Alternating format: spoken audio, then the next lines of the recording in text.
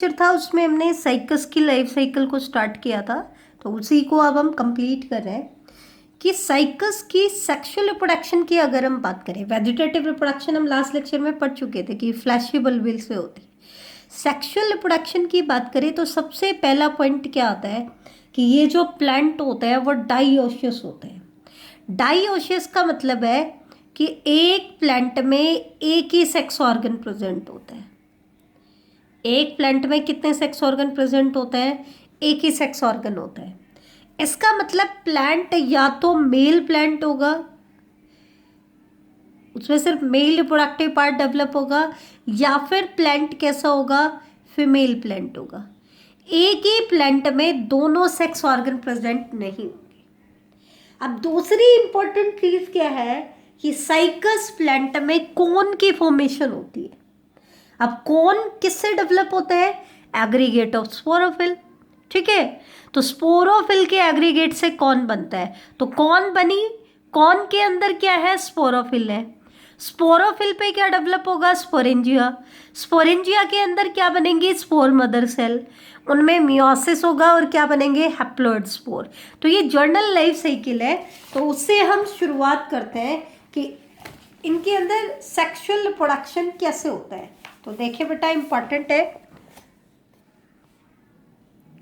तो सबसे पहले जो मेल प्लांट है आपका, उसके ऊपर मेल कॉर्न की फॉर्मेशन होगी। इसी तरीके से फीमेल प्लांट के ऊपर फीमेल कॉर्न की फॉर्मेशन होगी। जबकि जो फीमेल कॉर्न होती है ना, ये एक हॉल में डेवलप होती है और लूजली अरेंज्ड होती है।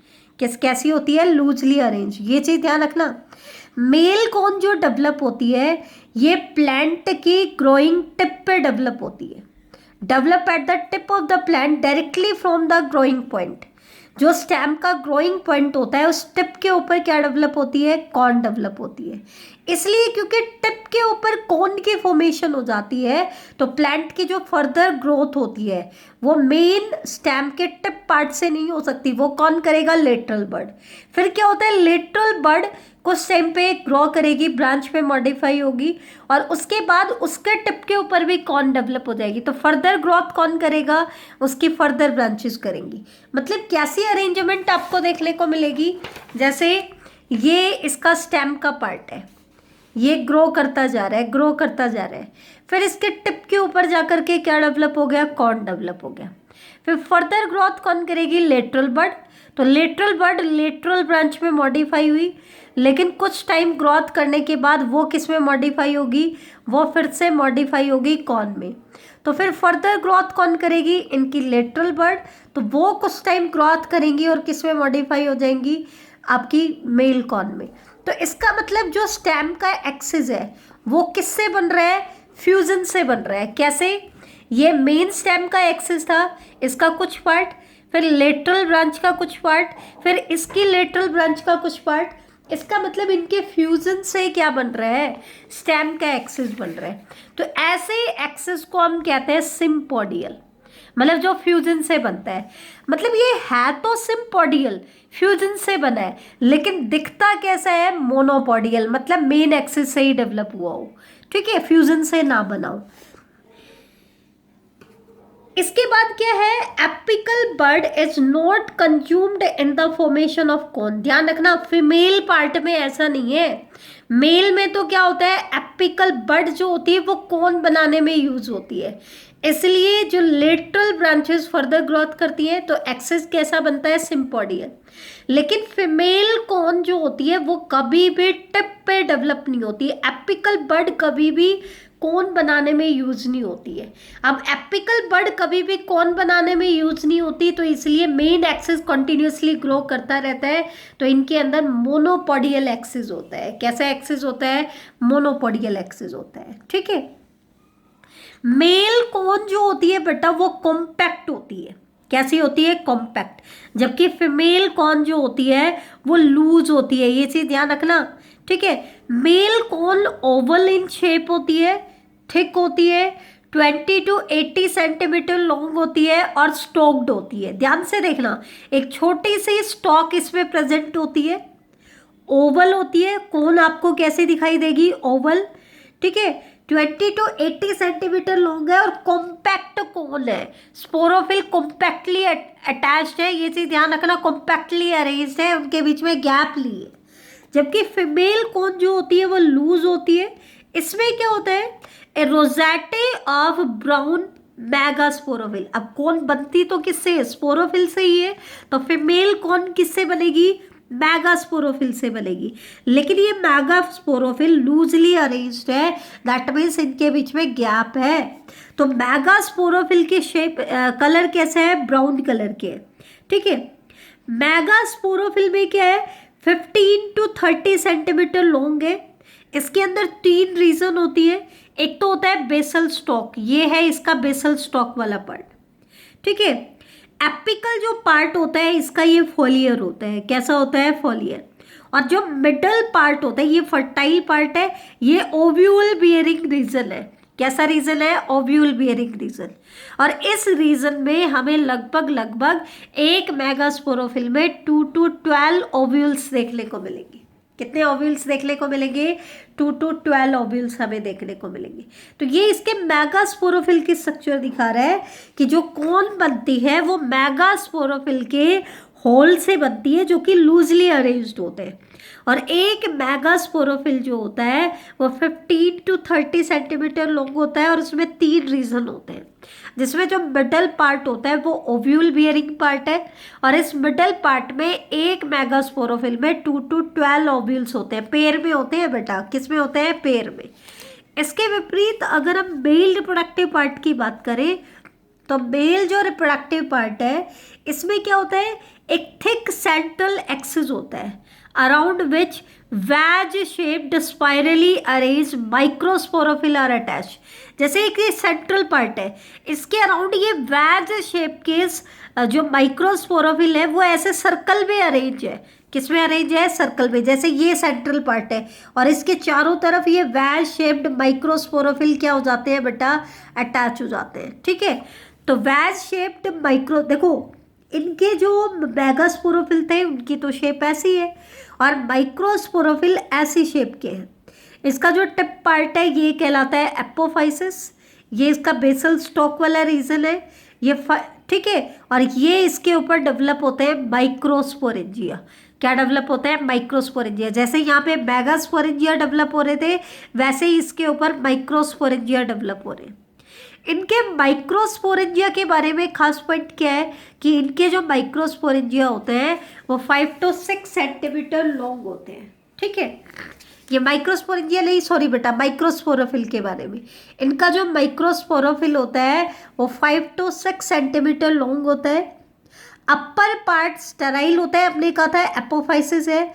लोअर फर्टाइल पार्ट होता है जिसके ऊपर माइक्रोस्पोरेंजिया होते हैं, ठीक है। और माइक्रोस्पोरेंजिया ग्रुप में अरेंज है, इसका मतलब वो क्या बनाते हैं, सोराई बनाते हैं। और ये माइक्रोस्पोरेंजिया या सोराई कहाँ प्रेजेंट होंगे, माइक्रोस्पोरोफिल के वेंट्रल सरफेस पे, लोअर सरफेस पे, ठीक है। तो ये चीज ध्यान रखना। अब इनके अंदर जो माइक्रोस्पोर डेवलप होंगे वो बोट शेप्ड होंगे, ध्यान रखना, ये बहुत इंपॉर्टेंट पॉइंट है। माइक्रोस्पोरेंजिया के अंदर माइक्रोस्पोर मदर सेल डेवलप होंगी और जब उनमें मियोसिस होगा तो हैप्लॉइड स्पोर बनेंगे। तो इनके अंदर जो हैप्लॉइड स्पोर बन रहे हैं ना बेटा, उनको हम माइक्रोस्पोर कह रहे हैं। और उनकी शेप कैसी होती है, बोट शेप्ड होती है, ये चीज ध्यान रखना, बोट की शेप के होते हैं। इसके विपरीत अगर हम ओव्यूल्स की बात करें तो इनके जो ओव्यूल्स होते हैं वो ससाइल होते हैं, स्टॉक नहीं होती है। नॉर्मली हम ओव्यूल में कहते हैं कि फ्यूनिकल स्टॉक होती है, लेकिन इनके पास स्टॉक नहीं होती है, ससाइल होते हैं, राउंडेड होते हैं, रेडिश इन कलर होते हैं। अगर आप साइकस का माइक्रोस्पोरोफिल देखोगे तो आपको उसके ऊपर रेडिश कलर के ओव्यूल देखने को मिलेंगे। और ये अरेंज होते हैं 2 अल्टरनेट रोज में, जैसे हमने कहा था पेयर में होते हैं। अब यहाँ पे जो इम्पोर्टेंट पॉइंट आता है वो क्या आता है कि साइकस का जो ओव्यूल है it is largest in plant kingdom. ये कई सारे इंपॉर्टेंट पॉइंट निकल के आते हैं साइकस की लाइफ साइकिल से। प्लांट किंगडम का सबसे लार्जेस्ट ओव्यूल किस में देखने को मिलता है, साइकस में। कैसे, 6 to 7 सेंटीमीटर डायमीटर का होता है और 3 लेयर्ड इंटेगुमेंट से कवर्ड होता है। ध्यान देना, एंजियोस्पर्म में जर्नली 2 इंटेगुमेंट से कवर्ड होता है, लेकिन इनके केस में 3 इंटेगुमेंट होते हैं बेटा। स्ट्रक्चर ध्यान से देखो, फर्स्ट इंटेगुमेंट, सेकेंड इंटेगुमेंट और थर्ड इंटेगुमेंट, 3 इंटेगुमेंट लेयर से कवर्ड है ये। और ये है इसके अंदर मेगास्पोर, ठीक है, मेगास्पोर की फॉर्मेशन होगी, ठीक है। और यहाँ पे आपको ये न्यू सेलस रीजन देखने को मिल रहा है, जो कि न्यूट्रिटिव टिश्यू है, जिसको डेवलपिंग ये यूज करेगा। मेगास्पोर जब आपका डेवलप होता है फीमेल गैमेटोफाइट में, तो ये डेवलपमेंट के दौरान यूज करेगा इसको। और ये है म्यूसिलेजिनस ड्रॉप। ये जब ड्राई होती है, जो पोलन ग्रेन होते हैं इस म्यूसिलेजिनस ड्रॉप रीजन में आकर के अटैच होते हैं, और जब ये ड्राई होता है तो पोलन ग्रेन जर्मिनेट करते हैं और किस में एंटर कर जाते हैं, आपके फीमेल गैमेटोफाइट में एंटर करेंगे। अब इनका मेगास्पोर जब जर्मिनेट करेगा तो ये क्या बनाएगा, फीमेल गैमेटोफाइट बनाएगा, ठीक है। इनका जो फीमेल गैमेटोफाइट डेवलप होता है, इसके अंदर 2 to 8 आर्चिगोनिया होते हैं, ठीक है। उसके अंदर कितने आर्चिगोनिया की फॉर्मेशन होती है, 2 to 8 आर्चिगोनिया की फॉर्मेशन होती है। आर्चिगोनिया का लास्ट ग्रुप है जिम्नोस्पर्म। जिम्नोस्पर्म्स में आपको आर्चिगोनिया देखने को मिल रहे हैं, लेकिन एंथीरिडिया देखने को नहीं मिल रहे। इनके नेक के अंदर 2 to 4 सेल होती हैं। वेंटर कैनाल सेल 1 है, एग क्या है 1, ठीक है। अब एक चीज और ध्यान देना, ये भी इंपॉर्टेंट है, साइकस का एग जो है वो भी प्लांट किंगडम में सबसे लार्जेस्ट है। इसका ओव्यूल भी सबसे लार्जेस्ट है, इसका एग भी सबसे लार्जेस्ट है। और एग का डायमीटर कितना है, लगभग इट इज अबाउट 0.5 मिलीमीटर, ठीक है। साइकस के अंदर मेल पार्ट की अगर हम बात करें, तो यहाँ पे आपका माइक्रोस्पोर डेवलप हो गया है, जिसको हम पोलन ग्रेन भी कह रहे हैं। ये बोट शेप का है, ठीक है। एक चीज और ध्यान रखना, साइकस के जो एंथीरोजोइड्स डेवलप हो रहे हैं, they are also largest antherozoid in plant kingdom. Antherozoid भी लार्जेस्ट है, ओव्यूल भी लार्जेस्ट है और एग भी लार्जेस्ट है, ठीक है। साइकस में जो पॉलिनेशन होता है उस टाइम पे पोलन ग्रेन में 3 सेल्ड स्टेज होती है, जबकि एंजियोस्पर्म में 60% में 2 सेल्ड स्टेज पे होता है और 40% में 3 सेल्ड स्टेज पे होता है। हालांकि मैच्योर पोलन ग्रेन में 5 सेल होती है इनके केस में। एंजियोस्पर्म में मैच्योर में 3 ही सेल होती है। 5 सेल कौन कौन सी होती है, एक तो होती है प्रोथैलियल सेल, 2 होते हैं मेल गैमेट, एक होती है ट्यूब सेल और एक होती है स्टॉक सेल। तो ऐसे करके 5 टोटल सेल होती है इसके मैच्योर पोलन ग्रेन में। लेकिन जब ये पोलन ग्रेन पॉलिनेशन करता है तो इसमें सिर्फ 3 सेल्ड स्टेज होती है। कितनी सेल्ड स्टेज होती है, 3 सेल्ड स्टेज होती है। अब होता क्या है, इनके केस में विंड पॉलिनेशन होता है, और विंड पॉलिनेशन होगा तो पोलन ग्रेन कहाँ सेट होंगे, म्यूसिलेजिनस ड्रॉप के ऊपर, क्योंकि ओव्यूल नेक्ड होता है इनके केस में। कैसा होता है, नेक्ड, क्योंकि जिम्नोस्पर्म में ओव्यूल नेक्ड होता है, उसके अराउंड प्रोटेक्टिव ओवरी की वॉल नहीं होती है बेटा। तो सीधा पोलन ग्रेन ओव्यूल के टिप के ऊपर आकर के अटैच होगा, और टिप के ऊपर क्या है, म्यूसिलेजिनस ड्रॉप, पॉलिनेशन ड्रॉप भी बोलते हैं। मतलब पॉलिनेशन ड्रॉप एक्चुअल में क्या होता है, fluid which comes out from the ovule to trap the airborne pollen grain. एक ऐसा फ्लूइड जो ओव्यूल सिक्रेट करता है ताकि वो पोलन ग्रेन, एयर के अंदर जो पोलन ग्रेन है उनको ट्रैप कर ले। ध्यान रखना, जिम्नोस्पर्म में सिर्फ और सिर्फ विंड पॉलिनेशन होता है बेटा। पोलन ग्रेन आकर के इस म्यूसिलेजिनस ड्रॉप पे सेट हो जाएंगे, जो कि माइक्रोपाइल के टिप के ऊपर, माउथ के ऊपर प्रेजेंट है। जब ये म्यूसिलेज ड्राई होगा तो पोलन ग्रेन रेस्ट पोजीशन पे आ जाएंगे, और जैसे ही वो रेस्ट पोजीशन, क्योंकि पहले पानी के अंदर है तो वो मूवमेंट करते रहते हैं, जैसे ही ये ड्राई होगा वो रेस्ट पोजीशन पे आ जाएंगे, रेस्ट पे आएंगे तो वो जर्मिनेट करेंगे, और जर्मिनेट करेंगे तो मेल गैमेटोफाइट बनाएंगे। क्या बनाएंगे, मेल गैमेटोफाइट। अब मेल गैमेटोफाइट में क्या है, पोलन ट्यूब डेवलप होगी है। कैसे पोलन ट्यूब, हॉस्टोरियल, क्योंकि नरिशमेंट भी ऑब्टेन करेगी, और ये मल्टीसिलिएटेड है। कैसी है, मल्टीसिलिएटेड। ध्यान रखना, बड़ी इंपॉर्टेंट है, ठीक है। इसके जो एंथीरोजोइड्स है ये कैसे है, मल्टीसिलिएटेड है बेटा, ध्यान रखना। एक पोलन ग्रेन के अंदर 2 मेल गैमेट बताए थे, दैट मीन्स 2 स्पर्मेटोजोइड है, और ये मोटाइल है, मल्टीसिलिएटेड है। और ध्यान रखना, इसके मेल गैमेट जो होंगे वो टॉप शेप्ड होंगे, Ovett with A spiral groove, very very important. इसके पोलन ग्रेन तो बोट शेप थे, लेकिन इसके एंथीरोजोइड या मेल गैमेट कैसे है, टॉप शेप्ड, और जिनके अंदर स्पाइरल ग्रूव होती है। साइकस के स्पर्म जो है वो भी प्लांट किंगडम में सबसे लार्जेस्ट है, 300 माइक्रोमीटर के होते हैं। ध्यान रखना, इसके एंथीरोजोइड्स लार्जेस्ट, इसके स्पर्म भी लार्जेस्ट, इसका ओव्यूल भी लार्जेस्ट, और इसके अंदर एग भी सबसे लार्जेस्ट मिलता है, तो बड़ा इंपॉर्टेंट है साइकस। फर्टिलाइजेशन कैसा होगा, जूडियोसाइफोनोगैमस, मतलब मोटाइल है, पोलन ग्रेन जो है वो मोटाइल है, लेकिन पोलन ट्यूब भी बन रही है, तो फर्टिलाइजेशन कैसा हो गया, जूडियोसाइफोनोगैमस। अब फर्टिलाइजेशन हो गया तो क्या बन जाएगा, जाइगोट, जाइगोट से क्या बनेगा, एम्ब्रियो, और एम्ब्रियो फिर किस में कन्वर्ट हो जाएगा, क्योंकि ओव्यूल के अंदर एम्ब्रियो की फॉर्मेशन होगी है, तो जब ओव्यूल में एम्ब्रियो बन जाता है तो ओव्यूल किस में मॉडिफाई हो जाता है, सीड। इनका जो मैच्योर सीड होता है ना बेटा, वो राउंडेड होता है और वो ऑरेंज रेड इन कलर होता है। इसका ओव्यूल भी रेडिश इन कलर था और इसके मैच्योर सीड भी ऑरेंज रेड इन कलर है, क्योंकि ओव्यूल 3 इंटेगुमेंट से कवर्ड था और इंटेगुमेंट ही आगे जाकर के सीड कॉट में मॉडिफाई होती है, तो इनके पास सीड कॉट भी कितनी होती है बेटा, 3 होती है। आउटर जो सीड कॉट है ये फ्लैशी होती है। फ्लैशी सीड कोट के लिए हम वर्ड यूज करते हैं सार्कोटेस्टा।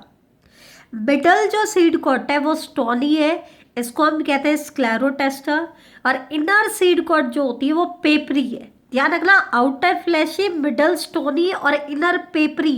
पेपरी मतलब पेपर की तरह, जैसे खजूर के अंदर इंटरनल एक स्किल लाइक लेयर आपको दिखाई देती है, बाहर की लेयर को कभी कभी आपने देखा हो, सीड के बाहर एक पेपर की जैसे ट्रांसपेरेंट लेयर सी होती है, तो वो पेपरी लेयर होती है। तो वैसे ही इनके बाहर भी जो सबसे इनरमोस्ट लेयर होती है वो पेपरी सीड कोट होती है। ठीक है, सीड के अंदर एम्ब्रियो के अलावा क्या होगा, आपका फूड लेडन टिश्यू होगा, एंडोस्पर्म। ठीक है, और सेंटर में एम्ब्रियो प्रेजेंट होगा। इनका जो एम्ब्रियो होता है, एक चीज और ध्यान रखना, एक सीड में एक ही एम्ब्रियो डेवलप होता है, ये चीज आप ध्यान रखिए। और एक एम्ब्रियो में 2 कोटिलेडन होंगे, लेकिन दोनों कोटिलेडन अनइक्वल इन साइज होगा, एक छोटा और एक बड़ा। ठीक है, radical covered by a sheath called the coleorhiza. इनके अंदर जो रेडिकल है, जो फ्यूचर रूट सिस्टम बनाएगा, वो एक प्रोटेक्टिव शीथ से कवर्ड होता है, जिसको हम कोलियोरेजा कहते हैं, जैसा कि हम मोनोकॉट में भी देखने को मिलेंगी। और इनके सीड जो है वो हाइपोजियल जर्मिनेशन शो करते हैं। 2 टाइप की सीड जर्मिनेशन होती है, एपिजियल एंड हाइपोजियल। हाइपोजियल जर्मिनेशन में एपिकोटाइल ज़्यादा फास्टली ग्रो करता है। ठीक है, तो ये इनके सीड का डायग्राम है। ये इसके 3 प्रोटेक्टिव सीड कॉट होगी, एंडोस्पर्म हो गया, और ये कोटिलेडन वाला पार्ट हो गया। लाइफ हिस्ट्री की बात करें तो हेट्रोमॉर्फिक अल्टरनेशन ऑफ जनरेशन होती है, डोमिनेंट फेज स्पोरोफिटिक बॉडी होती है। हालांकि जो गैमेटोफिटिक फेज है वो फ्यू सेल से रिप्रेजेंट होगा और वो पैरासिटिक होगा। तो यहाँ पे आपकी इसकी लाइफ साइकिल क्या हो जाती है बेटा, कंप्लीट हो जाती है।